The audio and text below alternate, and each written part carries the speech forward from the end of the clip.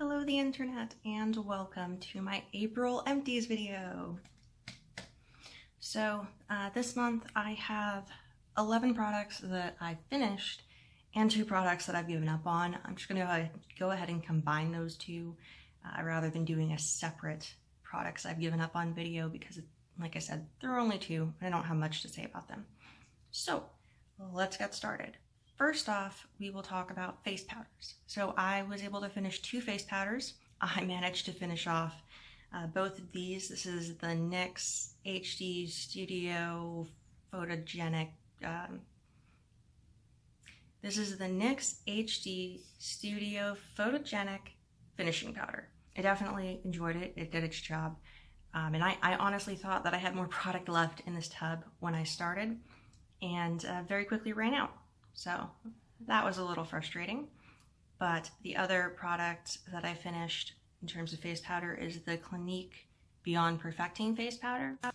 So the Clinique wasn't a silicone-based powder, and I feel like it did a good job. It was supposed to be an invisible blend, but it wasn't translucent in the same way that like the NYX was.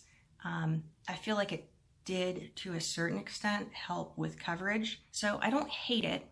I don't feel like it did as much for controlling oil though. I definitely found myself getting a little oilier a little sooner with this one. So I wouldn't necessarily recommend it, especially due to the fact that most of Clinique's products, even a face powder, are more expensive than what you can get, you know, at the drugstore. But it wasn't bad. I'm not mad that I used it. Next up, concealer and foundation products. So first things first, I have Ulta Beauty's Full Coverage Liquid Concealer. I had it in the shade Medium Warm. I really actually enjoyed this. The warm shade is definitely yellow leaning. Like it's a really yellow shade of concealer. So it definitely didn't work on brightening, but it did an amazing job of setting my lids for eyeshadow. It was very, very full coverage, so if I needed to go in and spot conceal, I could definitely do that. I miss it. I scraped the sides of this thing as much as possible, and I've gone ahead and reordered this one. Same shade, same product. Even if it's just for spot concealing and lids, I actually really do enjoy it. Next up, we have the Clinique Beyond Perfecting Super Concealer. This was just a little sample size that I got, and I believe it was Ipsy. It was in the shade Moderately Fair. I didn't hate this. I didn't love it, but I didn't hate it. It is a thinner consistency. It's definitely not great if you have a lot to cover, but it wasn't bad. It definitely did its job. It wasn't, due to the shade, it wasn't really brightening for me. So I was pretty much just using it to cover areas of slight pigmentation around my face. And that's about it. But like I said, did its job. Not going to buy it, but it was nice to have as a sample to try out. Okay, next up was a sample as well. This is the NBA Cosmetics, their Aloe foundation. I had gotten a couple of samples, one in the shade Natural and one Beige, to try out the formula, and I loved the Jesus out of this. I've already ordered the full size. So the weird thing about NBA Cosmetics foundations is that they come in 1/2 ounce bottles instead of full ounce, which I thought was weird. So you're paying $9 for 1/2 ounce. It's not exactly like drugstore pricing, but I like it. For more of an indie brand, I think it's a really great foundation. I think the main thing for me is I don't get transfer with that foundation. I don't have to worry about, you know, accidentally brushing my face and then getting foundation all over everything around me. So with or without setting it with a powder, I don't have a transfer issue. So that's like the #1 reason that I love the heck out of this foundation. Other than that, it's just because it's not a matte foundation, it does have that like luminous skin-like dewy funness that I've been missing my entire life because I always went with matte foundations because I'm combo oily. I was a lot oilier when I was younger. So as I've aged, my skin's calmed down a little bit, but it was still, I'd prefer a matte foundation and oil control and please don't let me get shiny. So I'm trying to come around to more luminous, dewy foundations because they are more hydrating and more comfortable. And this is great. This is great. It's like my favorite thing right now. Only one mascara this month. It is the it Cosmetics Tightline Mascara. I really enjoyed this primarily because of the wand. So if you can see, it is just the tiniest little wand ever. And it's so good at like getting right up against the lash line without messing up your eye look.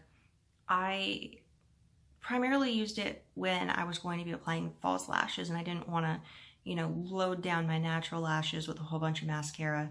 This was a godsend. This is the travel size that they sell at Ulta.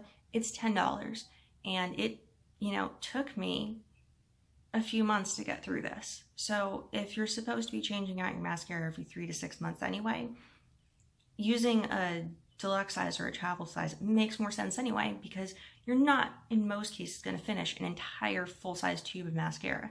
You're just not. And I don't mind spending $10 on this little tube because it will get me through several months of not daily use, but frequent use.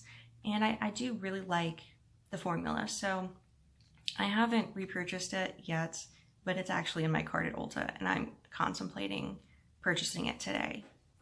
Okay, then I have one brow product and 3 liners. So the brow product is the Absolute New York Super Slim Eyebrow Pencil. It is exactly as advertised. It is a really skinny, really precise eyebrow pencil. I like it. The only thing preventing me from repurchasing it is it's not at Ulta, it's not in drugstores. You can pretty much only get it on Absolute New York's website, or Kate House carries it. But unless I have a bunch of stuff that I want to get from Kate House, I don't really want to go there just for an eyebrow pencil. You know what I mean? So it was good. It's just hard to find. Okay, and then eyeliners. So first up, I have the Smashbox Always On Gel Liner in the shade Fishnet. It's just a really good black. It reminds me a lot of the Urban Decay 24/7 Glide On Pencil. This has reached the point where I literally can't sharpen it anymore, so it's done. I'm sad to see it go. I actually like it better than the Urban Decay pencil. I don't really know why. I can't put my finger on why. I just like the formula of this better, but I can't justify buying higher end eyeliner pencils when there's so many other options. As I said in another video or another post, the Ulta Beauty gel eyeliner pencil is pretty much an exact dupe for the Urban Decay 24/7 Glide On Pencil. And it comes in a bunch of shades and it's really inexpensive. And if the difference between this and the Urban Decay one is relatively small, I can't justify buying this when I can buy a less expensive dupe. So I loved it. I would recommend it if you feel like paying that much. You're paying more for an eyeliner pencil, but I'm not personally going to be purchasing this. Then I have the Trèstique Mini Eyeliner Pencil. This was in the shade Swiss Chocolate. I loved the heck out of this, and I think it was just because it was a nice dark brown. I don't usually have a lot of dark brown eyeliner pencils, and I got this in Ipsy. You don't usually get colors other than black in subscription bags or as samples in general. So I really enjoyed this. And then last but not least for eyes, I have this. You can't actually see any of the writing because it's been in my collection so long and it's taken me this long to finish it, so that should tell you how much I liked it. This is the NARS Larger Than Life long wear eyeliner pencil. For a roll-up pencil, like it's really, there's still a little bit left, but it's very difficult to get the product to go on smoothly. It's kind of scratchy, it's kind of dry, and part of that might be, you know, I've had it for easily the last 8 months, and you know, maybe over time it's just gotten harder to work with, but I just don't like it. I don't like how hard it is to apply. So definitely wouldn't be repurchasing this. Okay, last but not least of the empties, I have the e.l.f. Lip Exfoliator. This one is in the flavor, shade, scent, what have you, Grapefruit. I really used the heck out of this. Like, I can't push it up anymore, and there's a dip in there where I've like scooped out product to use it. I really enjoy these. They're very convenient. You just twist it up and you apply it like a bullet lipstick, and it exfoliates your lips. They smell great. They taste great. Whether or not you're supposed to actually ingest any of the little sugar scrub particles, that's neither here nor there. We won't address that. I really like these. I would definitely recommend it. It's a lot more sanitary and a lot easier to use than dipping your finger into a pot of lip scrub. So that's one of the main reasons I like it. It's just convenient. Okay, on to the things that I've given up on. So I have two products that I've given up on. One will surprise you, but it's not because of the product itself, it's because of the flavor. Scent. It's the Juice Infused Lip Oil by Ulta Beauty. This one is coconut. Now, under normal circumstances, I love coconut. I don't know what it is about this. I just can't tolerate the scent and the flavor of it. Like, this is kind of nauseating for me, and I don't know why. It's just the coconut. All of the other scents, all the other flavors that I've tried are freaking awesome, but it's just something about this coconut. I